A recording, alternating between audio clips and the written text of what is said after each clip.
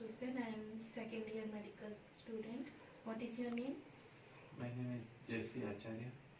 How are you? Fine. Do you have any smoking habit? No. Any chest pain, breathing problem? No. Okay. Can we start chest and lung examination on you? Okay.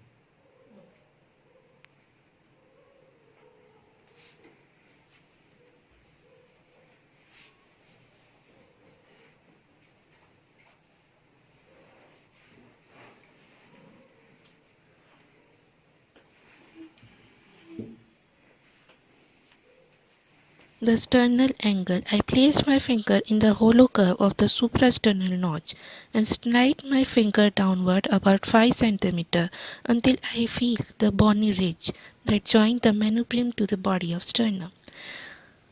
Then I move my finger laterally to find the second rib and costal cartilage using my toe finger in an oblique line.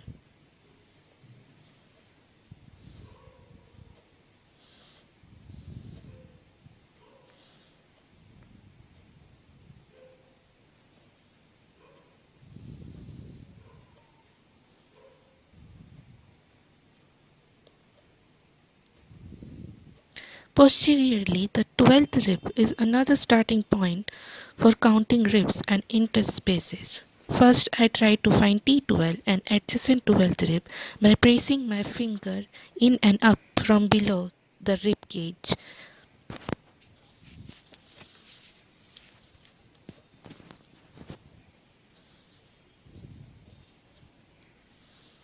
The inferior tip of the scapula is another useful bony landmark, is usually lie at the level of C7. Then I tell my patient to lower his chin. With the patient neck flexed forward, I found the most prominent spinous process, which is usually at C7.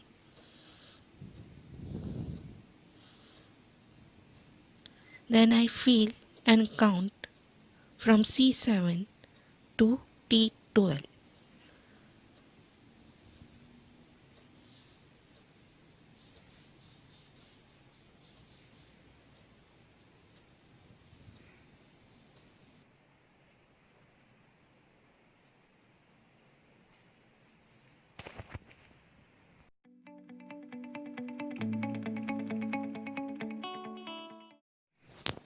With the patient health history in mind and after good hand hygiene, I am ready for the physical examination. I begin my examination of the chest with a brief survey of the patient thorax and respiration. I noted the shape of the chest, how it moves. Is the thorax symmetrical or asymmetrical? Effort of breathing or any audible sound of breathing may indicate respiratory distress. Now, I listen and count the number of breaths per minute. Normally, a resting adult breathes easily, quietly, and regularly about 14 to 20 times a minute.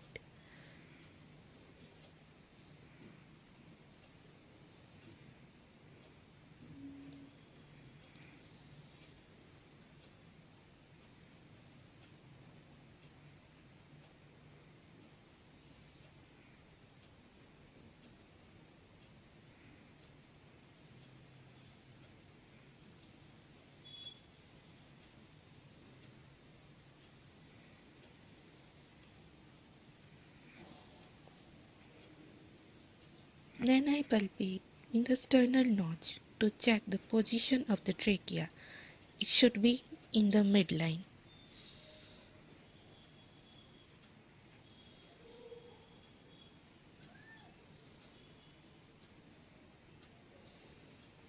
Can you show me your nails?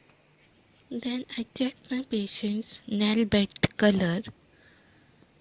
If the nail bed color is bluish, means it is a rising bluish color because of deoxygenation.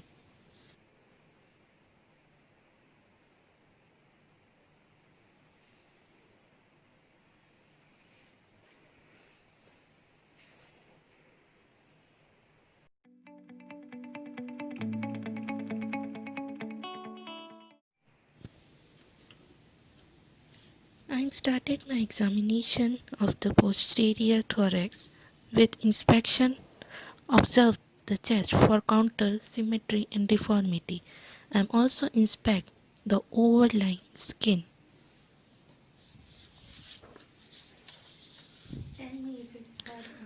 Then I palpate the chest wall to locate any areas of pain or tenderness or any lesion, bruises suspicious for rib fracture.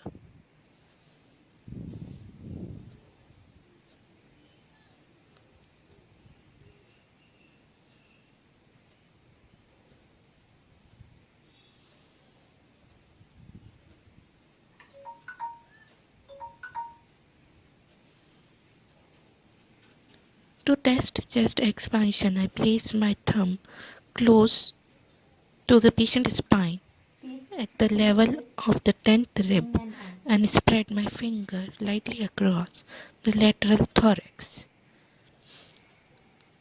I watch the divergence of my thumb, normally about 2 cm, and feel the range and symmetry of the movement. Next, I systematically palpate for tactile firmities. 99, Feel for the 99, vibration of tactile 99, firmities as the 99, patient continues repeating 99, 99. 99, Using the ball of 99, my hand, I try to 99, identify the area of 99, increase, decrease, 99, or absent firmities. 99, 99, 99, 99, 99, 99, 99, 99. Continue the examination by percussing the chest in a systematic manner, moving down the thorax and going from side to side as demonstrated in a ladder pattern. I am trying to transmit vibration through the bone of the pleximeter joint to the underlying chest wall. Percuss down the chest wall from the apices to the bases of the lungs. Listen to the intensity, pitch, and duration of my percussion notes and note the sense of vibration. Normally, lungs are resonant because the hyperresonant lung suggests COPD from alveolar air trapping delayed expiration. In this test, I note any area of abnormal dullness suspicious for underlying effusion.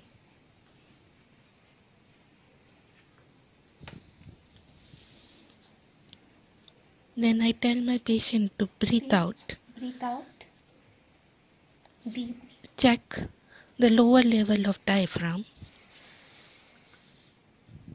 and then breathe in to check the upper level of diaphragm. Excursion is usually 3 to 5 centimeter.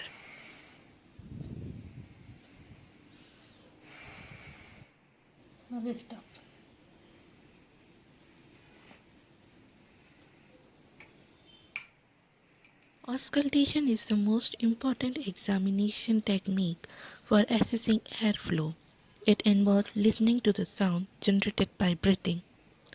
To auscultate the posterior thorax, I used the diaphragm of the stethoscope, begin at the apices and proceed downward, moving systematically from side to side again in a ladder pattern, listening to the duration, pitch, and intensity of the inspiratory and expiratory sound.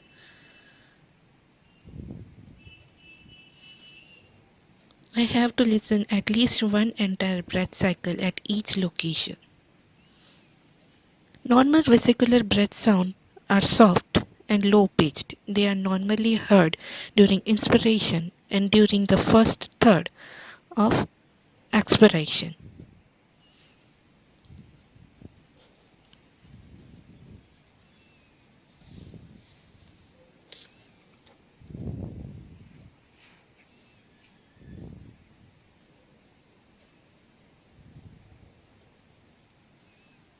Bronchial breath sounds are harsher, louder, higher in pitch than vesicular sound. They are often heard over the trachea and main stem bronchi.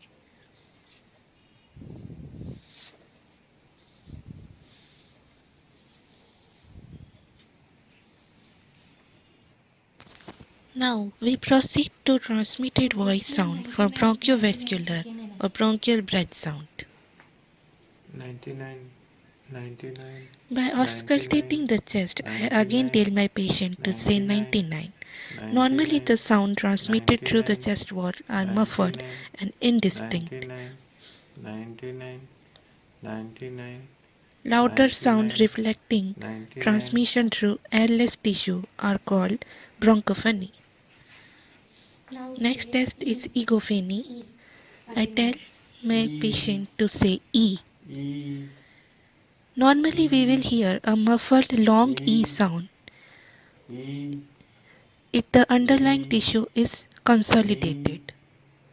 E, If the E E, sound changes to A, E, means it's bleeding E, inside. E, E, E, E, E, E, E, E, E, E, E, E. Next test is whisper test.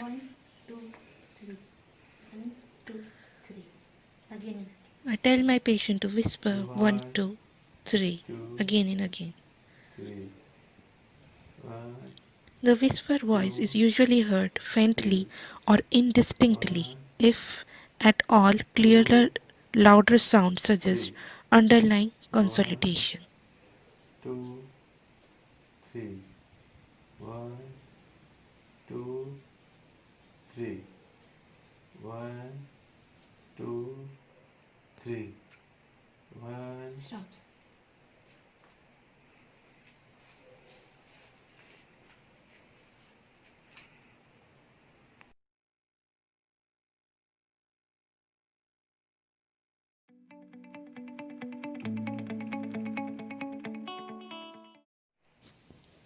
To examine anterior thorax, have the patient lie supine and breathe normally.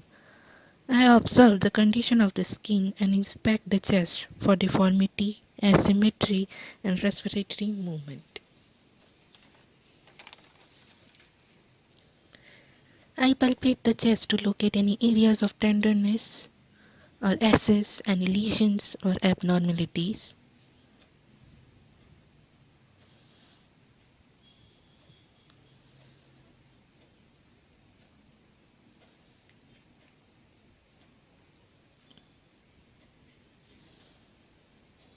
Then assess chest expansion. I place my thumb along each costal margin with my hands along the lateral rib cage.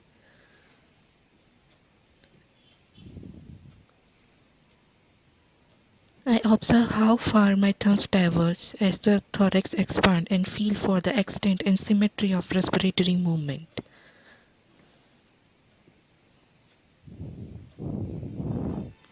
Now I palpate for tactile fremitus. Compare both sides of the chest using the ball or ulnar surface of my hand. Fremitus is usually decreased or absent over the precordium.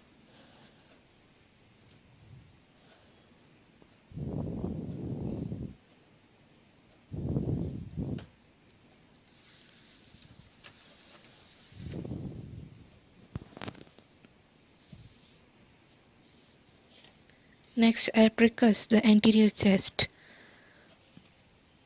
and the lateral chest to use ladder pattern.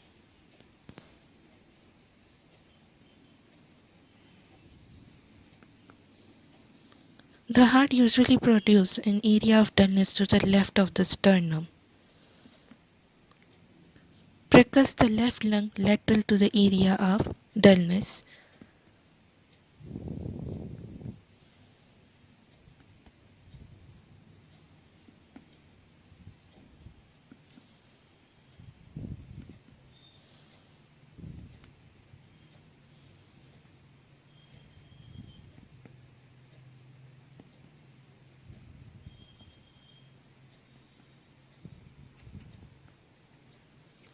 Then I percussion progressively downward in the right midclavicular line.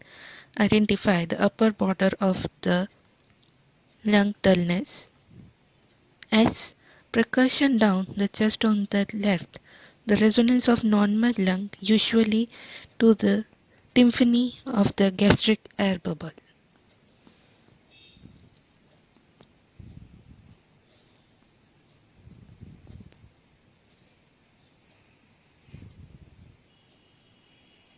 To auscultate the chest anteriorly and laterally, I ask the patient to breathe with his mouth open and somewhat deeply.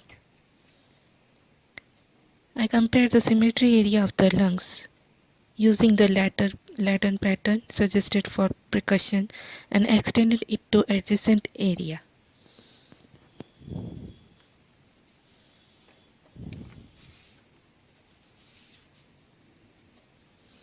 To listening their breath sound, we noting this and their intensity and identify any variation from normal vascular breathing.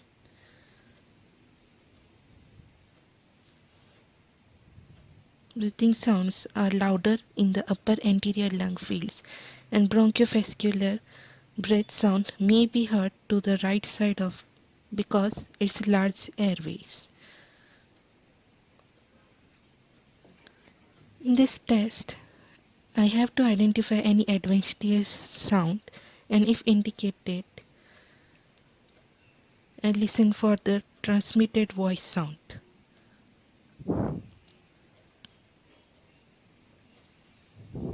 Say 99, 99 again. And again tell my patient to say 99. 99, 99, 99, 99, 99, 99, 99, 99, 99, 99, 99, 99, 99, 99, 99, 99, 99, 99, 99, 99,